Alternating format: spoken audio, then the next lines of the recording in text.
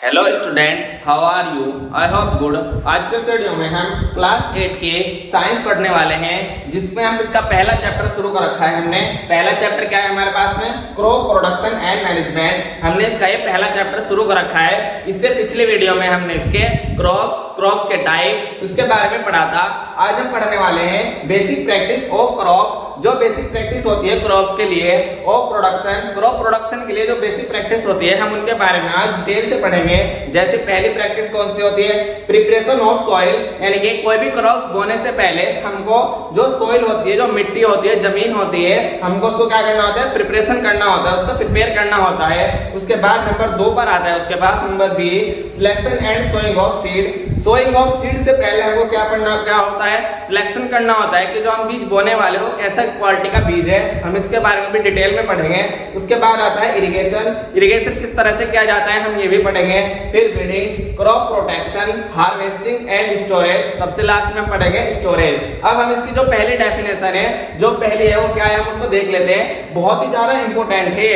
क्या है हमारे पास में, द मशीन एंड टूल्स। जो मशीन और tools are used for agricultural practice. जो भी एग्रीकल्चर प्रैक्टिस के लिए क्या होती है, मशीन और टूल्स यूज होते हैं। जो भी मशीन और टूल्स यूज होगा, जैसे ट्रैक्टर हो गया, हैरो हो गया, ये सब क्या कहलाएंगे, एग्रीकल्चरल इंप्लीमेंट कहलाएंगे। क्या कहलाएंगे, एग्रीकल्चरल इंप्लीमेंट।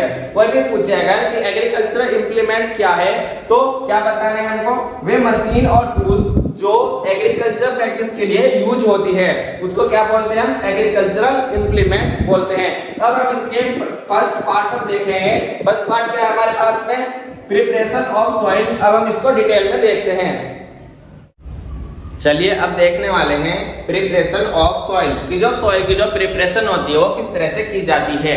अब किस तरह से की जाती है सॉइल की preparation, before sowing the seeds के जो सीड्स होते हैं हमारे पास में बीज, उनके बोने से पहले soil should be prepared. Soil को क्या करना होता है, प्रिपेयर करना होता है फॉर गुड यील्ड यानी कि अच्छी फसल के लिए, ताकि एक अच्छी फसल दे, उसके लिए हमको क्या करना होता है, सोइल को पहले प्रिपेयर करना होता है। कैसे प्रिपेयर करना होता है, जैसे जब हम कहीं पर जा रहे होते हैं तो हम पहले तैयार होते हैं, तो ठीक उसी तरह से अगर हम कुछ बो रहे हैं, किसी फसल में कोई फसल बो रहे हैं, तो उससे पहले हमको जो क्रॉप है, जो फील्ड है, उसको हम क्या करना होगा, सोइंग करने के लिए उसको प्रिपेयर करना होगा। उसको हम क्या बोलते हैं, प्रिपरेशन ऑफ सॉइल बोलते हैं। इसको हम 3 स्टेप में करते हैं। 3 स्टेप आर इन्वॉल्व। इसमें कितने स्टेप होते हैं, 3 स्टेप इन्वॉल्व होते हैं। पहला स्टेप इसके बाद है प्लॉइंग। पहला स्टेप प्लॉइंग है, फिर लेवलिंग है, और उसके बाद एडिंग फर्टिलाइजर एंड मैन्योर है उसके बाद में। तो पहले हम प्लॉइंग देख लेते हैं क्या होता है। प्लॉइंग होता है the process of losing and turning, यानी कि वे प्रोसेस जो लूजिंग और टर्निंग, जो मिट्टी को बार बार पलटता है, इज कॉल्ड ए टिलिंग और प्लॉइंग। यानी कि क्या बोलते हैं उसको, टिलिंग भी बोलते हैं और प्लॉइंग भी बोलते हैं। किसको बोलते हैं, जैसे जो खेत है हमारे पास में, कोई फील्ड है, हम उसके अंदर ट्रैक्टर फिरा रहे हैं, तो मिट्टी पलटती है इधर से उधर, इधर से उधर, तो इसको क्या बोलते हैं, टिलिंग और प्लॉइंग बोलते हैं। इट डन बाय द होए एंड कल्टीवेटर। उसको इनके द्वारा क्या किया जाता है, तैयार किया जाता है। उसके बाद इसके एडवांटेज क्या है, खेत में प्लॉइंग करने के एडवांटेज क्या है। एडवांटेज ऑफ प्लॉइंग, क्या एडवांटेज इसके, पहले नंबर का जो एडवांटेज इसका, it provide aeration of the root.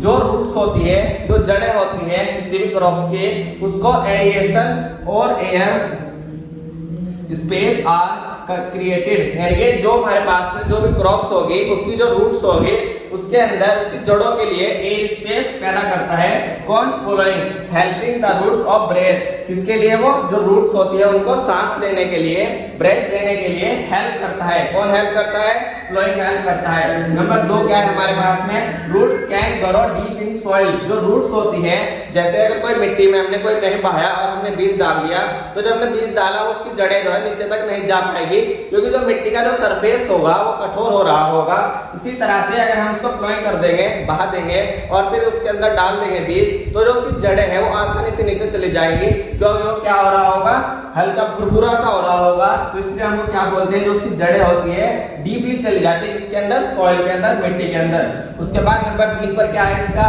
Weeding is easier and loosing soil, weeding करने में भी आसानी होती है। Number 4 it become easier for farmer to apply, यानी कि जो किसान होते हैं उनको फार्मर को फर्टिलाइजर अप्लाई करने में भी आसानी होती है। देखा होगा आपने अपने आसपास कि जब कोई खेत होगा उसमें अंदर अगर हम खाद डाल देंगे बिना बहाए ही तो खाद ऊपर ही पड़ा रहेगा, लेकिन अगर हम उसको प्लॉइंग कर देंगे, बहा देंगे और फिर उसके अंदर वो डालेंगे तो क्या होगा, उसके अंदर वो जल्दी मिल जाएगा। तो इसलिए उसको क्या किया जाता है, उसमें क्या किया जाता है, उसमें प्लॉइंग की जाती है। इसलिए की जाती है ताकि जो फार्मर जो खाद डाले वो भी जल्दी से पहुंच जाए और जो रूट से उसकी उनको ब्रेथ लेने में भी आसानी हो और वीडिंग करने में भी आसानी हो। उसके बाद इसका नंबर 2 आता है लेवलिंग। अब लेवलिंग क्या है, लेवलिंग क्या है, levelling is done to make the surface of soil and form area of process to ploughing. यानी क्या होता है लेवलिंग, क्या है, किसी भी सरफेस को लेवल करना, एक लेवल पर करना होता है ताकि उसके अंदर इरिगेशन करने में आसानी हो, पानी देने में आसानी हो, इसलिए हम उसको क्या करते हैं, लेवलिंग करते हैं। लेवलिंग कब किया जाता है, लेवलिंग किया जाता है आफ्टर प्लॉइंग, प्लॉइंग के बहाने के बाद उसका लेवलिंग किया जाता है, उसको क्या बोलते हैं, हम लेवलिंग बोलते हैं। अब हम इसके लेवलिंग के एडवांटेज देखते हैं। एडवांटेज ऑफ लेवलिंग, अब हम इसको देख लेंगे। एडवांटेज ऑफ लेवलिंग, जो लेवलिंग करते हैं हम उसके क्या एडवांटेज है, इसके एडवांटेज क्या है हमारे पास में, बिगर क्लेम्स ऑफ सॉइल, जो हमारे पास में सॉइल के जो मिट्टी है जो हम उसको क्या करते हैं, उसको प्लॉइंग करते हैं, बहाते हैं तो उसके बड़े बड़े डले बन जाते हैं, कार्ड क्रैप्स, उसको क्या बोलते हैं, क्रैप्स बोलते हैं, आर ब्रोकन डाउन, उसको तोड़ने के लिए, टू स्मॉलर पीस, उसको छोटे छोटे टुकड़ों में तोड़ने के लिए हम उसकी क्या करते हैं, लेवलिंग करते हैं। आपने अगर कभी किसी खेत को बहाते हुए देखा होगा, उसके पीछे टीलर के पीछे मेढ़ा चलता है तो उसको वो क्या करता है, उसको उसका काम क्या है, उसका काम ये है कि जो खेत में बड़े बड़े डले बनेंगे उनको तोड़ता चला जाता है, किसमें, स्मॉलर पीस में, छोटे छोटे टुकड़ों में। उसके बाद जो दूसरा होता है उसका काम वो क्या होता है, prevention of soil easier and wide and water, यानी कि जो सॉइल होता है उसके पास जो हवा और पानी है उसको सही मात्रा में मिलता है, कि पूरी फसल को, पूरे सॉइल को, पूरी क्रॉप्स को एक साथ मात्रा मिलता है, एक इक्वल मात्रा मिलता है, ऐसा नहीं कि कहीं कहीं ज्यादा हो गया कहीं कम हो गया। उसके बाद हेल्पिंग वाटर कन्वर्जन, और जो वाटर का कन्वर्जन होता है हमारे पास में, यानी कि जब हम खेत के अंदर पानी देंगे तो वो कभी ऐसा नहीं होगा कि कहीं ज्यादा होगा कहीं कम होगा, वो इक्वल लेवल पर जाएगा, बिल्कुल लेवल पर जाएगा। तो ये इसके क्या थे, एडवांटेज ऑफ लेवलिंग के एडवांटेज थे। अब उसके बाद प्रिपरेशन ऑफ सॉइल में नंबर 3 पर आता है हमारे पास में एडिंग मैन्योर्स एंड फर्टिलाइजर, यानी कि जो हमारे पास में खाद होते हैं, फर्टिलाइजर होते हैं, हम उनको ऐड करते हैं। ऐड करने के बाद जब हमारी जो सॉइल होती है वो प्रिपेयर हो जाती है। क्या मैन्योर क्या है हमारे पास में, क्या है, सब्सटेंस व्हिच आर एडेड, यानी कि वे सब्सटेंस जो हम ऐड करते हैं सॉइल में in the form of nutrients, और उसके लिए करते हैं हम उसको न्यूट्रिएंट्स के लिए करते हैं, to healthy growth of plants के, ताकि जो हमारे पास में जो भी हमने क्रॉप्स बोए उसके जो प्लांट्स है वो हेल्दी हो, इसलिए हम क्या करते हैं, मैन्योर एंड फर्टिलाइजर उसमें ऐड करते हैं, कि जो भी हम मैन्योर और फर्टिलाइजर ऐड करते हैं न्यूट्रिएंट्स के लिए ऐड करते हैं हम उसको, कि जो सॉइल है उसके अंदर जो भी हमने क्रॉप्स बोए उनके जो भी प्लांट्स होंगे वो हेल्दी होने चाहिए, इसलिए हम उसके अंदर मैन्योर एंड फर्टिलाइजर यूज करते हैं। अब मैन्योर क्या है हमारे पास में, it can be organic substance, जो ऑर्गेनिक सब्सटेंस है उसको हम मैन्योर बोलते हैं, फॉर फ्रॉम द डिकम्पोजिशन, जो डिकम्पोजिशन से बनता है, फॉर एनिमल्स एंड प्लांट्स, इनके जो एनिमल्स की और प्लांट्स के डिकम्पोजिशन से बनता है, जो वेस्ट हो जाते हैं उसको हम क्या बोलते हैं, मैन्योर बोलते हैं। अब जो ये होता है ये भी 2 तरह का होता है, पहला होता है कंपोस्ट और दूसरा होता है फार्मयार्ड मैन्योर। अब जो कंपोस्ट होता है हमारे पास में, इसको क्या होता है, कोई भी चीज जिसको हम सड़ा या गला के बनाते हैं उसको हम कंपोस्ट बोलते हैं। जो फार्मयार्ड होता है वो क्या होता है कि जो भी हमारे पास में वेस्ट एनिमल्स है, डेड एनिमल्स है या प्लांट्स है, और जो यूरिन है, जो गोबर का खाद, जिसको हम गोबर की खाद बोलते हैं, उसको ही क्या बोलते हैं, फार्मयार्ड मैन्योर बोलते हैं, जो इससे बनाई जाती है। नंबर 1 पर आता है मैन्योर और फिर उसके बाद आता है फर्टिलाइजर। अभी हम यहाँ पर फर्टिलाइजर को देखेंगे कि फर्टिलाइजर क्या होते हैं। जो फर्टिलाइजर होते हैं यही भी देख लेते हैं, ये क्या है हमारे पास में, ऑर्गेनिक सब्सटेंस है, क्या है, जो एडिंग होते हैं हमारे पास में, ये ऑर्गेनिक सब्सटेंस है जो मैन्योर है, और जो फर्टिलाइजर है वो कौन से सब्सटेंस है, वो इनऑर्गेनिक है, इनऑर्गेनिक। वे कैसे बनते हैं, फैक्टराइज में बनते हैं, तो इसलिए उनको हम फर्टिलाइजर बोलते हैं। अभी हम उसकी भी डेफिनेशन देख लेंगे। ये हमारे पास में जो चला रखी है हमने, क्लास 8 की साइंस चला रखी है, इससे पीछे भी हमने इसके कुछ टॉपिक कवर किए थे, अगर आपने वो नहीं देखे वो भी जाकर देख सकते हैं। अभी हम यहाँ पर इसके क्या देखते हैं, फर्टिलाइजर देखते हैं। चलिए अब फर्टिलाइजर देख लेते हैं। फर्टिलाइजर क्या है हमारे पास में, These are inorganic chemical produced, यानी कि जो inorganic compound होता है ये क्या होता है, फर्टिलाइजर होता है in factories. They are rich in particular and the applied are small quantity. जो फर्टिलाइजर होता है हमारे पास में वो क्या होता है, इनऑर्गेनिक कंपाउंड होता है, सब्सटेंस होता है जिसके अंदर पर्टिकुलर न्यूट्रिएंट्स होते हैं मौजूद, और इसको जो अप्लाई किया जाता है इसको, यानी कि इसको जो खेतों के अंदर डाला जाता है वो स्मॉल क्वांटिटीज में डाला जाता है। ऐसे नहीं है कि बहुत सारा डाल दिया, ये किस में डालेगा, स्मॉल क्वांटिटी में डालेगा। They are easy to apply, और इसको जो अप्लाई करना होता है यानी कि खेतों में डालना आसान होता है, एंड इजी टू स्टोर, और इसको रखना भी आसान होता है। इसको अप्लाई करना भी इजी होता है और स्टोर करना भी इजी होता है।